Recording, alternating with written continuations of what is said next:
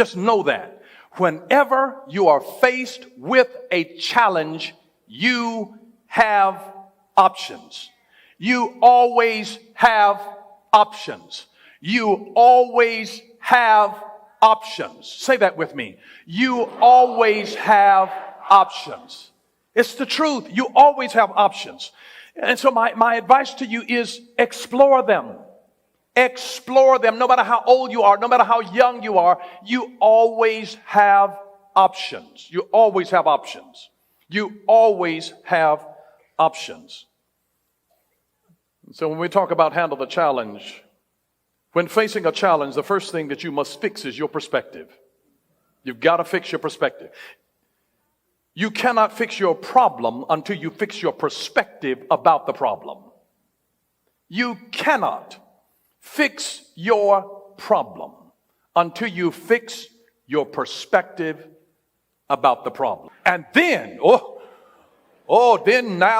then here comes Dr. Jekyll. It's coming out because you told them no. You don't even know who people, as long as you're agreeing and giving people everything that they want, problems inspect you.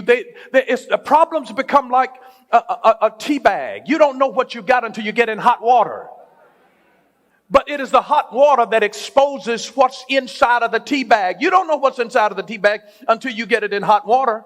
Then it flavors the water. And so sometimes God will use problems in your life to show you your insecurities. God will use problems to show you areas of where you have been prejudiced against this or that or the other thing. God will use problems to inspect you. He uses problems to direct you. God uses problems to inspect you. Thirdly, God uses problems to correct you. Because there are some lessons that are only learned through pain and failure. And so children, sometimes they have to touch something hot in order to learn, don't touch that. And they've got to be burned sometimes. It's just to correct them. It's just to correct them. It's not to harm them. It's just to correct them. You let a child get burned by something. And you tell them, baby, don't touch this, baby. And then the child will, out of their curiosity, they just want to touch it. And then once they get burned, when they come near it again, they, hot, mama.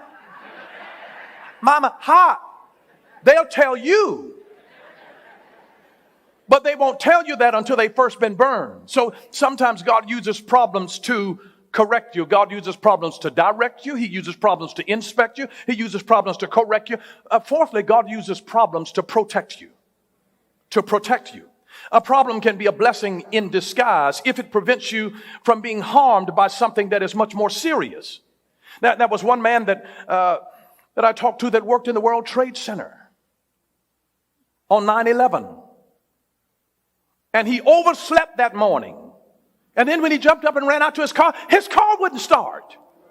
He had a problem with his car.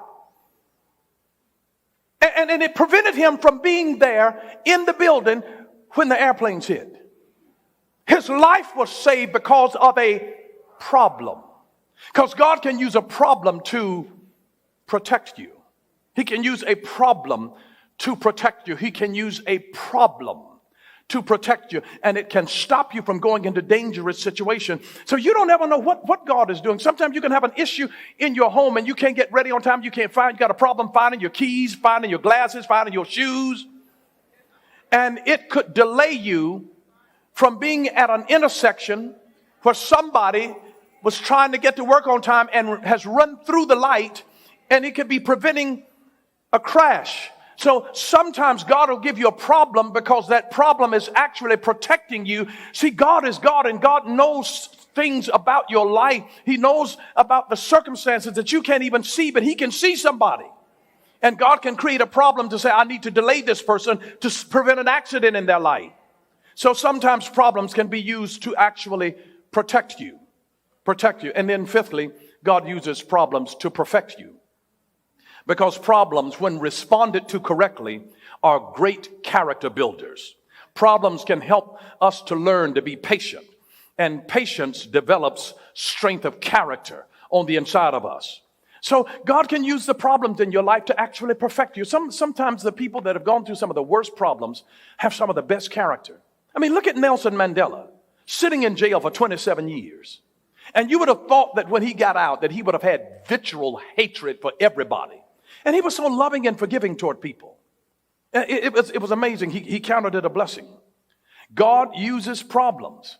Even David wrote about it in Psalm 4 and verse 1. He says, hear me, O God, when I call. He says, O God of my righteousness, thou hast enlarged me when I was in distress. God, that's when you grew me, when I was under pressure.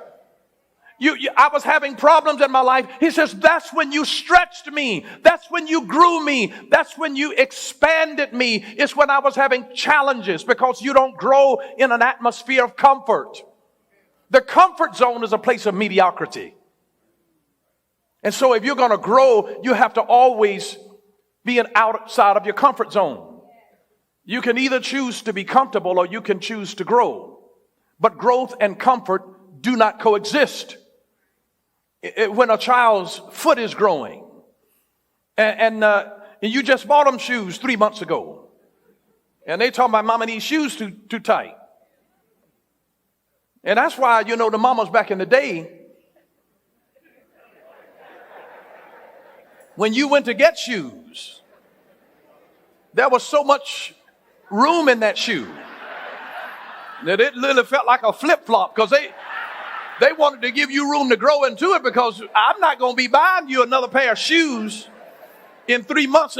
So they'd leave some space at the end of the shoe so you wouldn't be telling them that. It's amazing. But David says, you enlarged me, you grew me, you stretched me, you enlarged my capacity when I was under stress, pressure, dealing with problems in my life. Because your problems help you to grow up. Grow up. And that's why one of the worst things that you can do to your children is to solve all of their problems for them. That's how you create spoiled brats.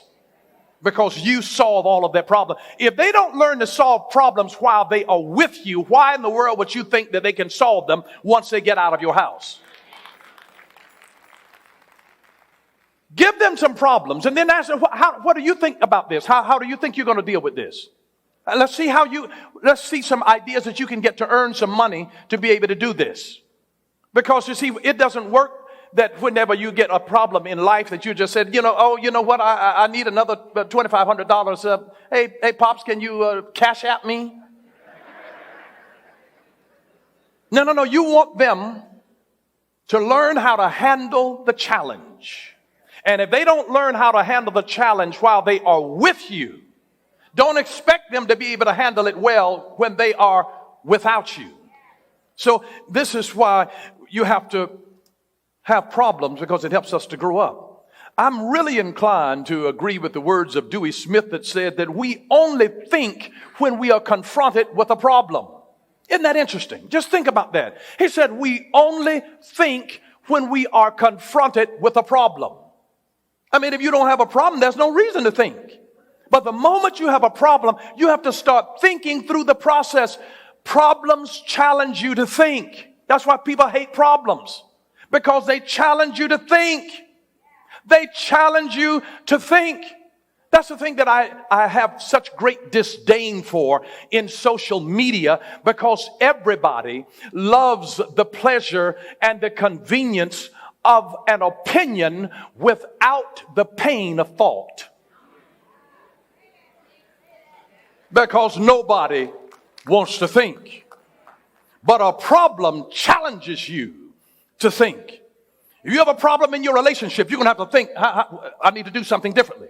If you got a problem in school, you're going to have to think through that. If you got a problem on your job, a problem in your neighborhood, a problem with your health, you are going to have to think through this. God uses problems to grow us up, to mature us, and to develop our thinking capacity. The people that are the greatest thinkers are the ones that have dealt with challenges instead of running from them. And so they realize that there are problems in my life and I need to deal with this. I'm going to handle the challenge. Just tell somebody next to you, handle the challenge. I love something that Alan Supporter said that is profound and yet so true. The best way to escape from a problem is to solve it. The best way to escape from a problem is to solve it. You want to get out of it? Solve it. So, not run from it. Not try to pray it away. Solve it. Solve it. Solve it. Solve it. I love the brilliance of Albert Einstein, who said that the problems that exist in the world today cannot be solved by the same level of thinking that created them. So God uses problems to stretch you and to develop your life, because once you have gone through a problem and solved that problem, it leaves you at a higher level of knowledge, a higher level of authority, and a higher level of responsibility, because you cannot solve a problem with the same level of thinking that created it. The problem will challenge you to grow. It'll challenge you to grow. And here's one thing: never assume that you're too old to handle a challenge. Never assume that you're too old to handle a challenge. I mean, just refuse to die. Refuse to die just because you got a problem. I mean, death is an escape. But don't assume that you're too old to handle a challenge. Do you realize that the Bible says in Psalm 92 that they that be planted in the house of the Lord shall still bring forth fruit in old age? And I don't know whether this is prophetic, but it says they shall be fat and flourishing. Now, you know that doesn't mean he's not talking about obese. Now, it's a sign of prosperity. It's a sign of, of course, the older you get, the harder it is to keep it off, isn't it? Can I tell you some individuals that I am so glad that because they got older, that they didn't let challenges intimidate them? That's why I said, don't ever get too old and think that, you know what, that's for these young folk. That's for these young folk now. Young is a state of mind. So don't leave all of the innovation to young people.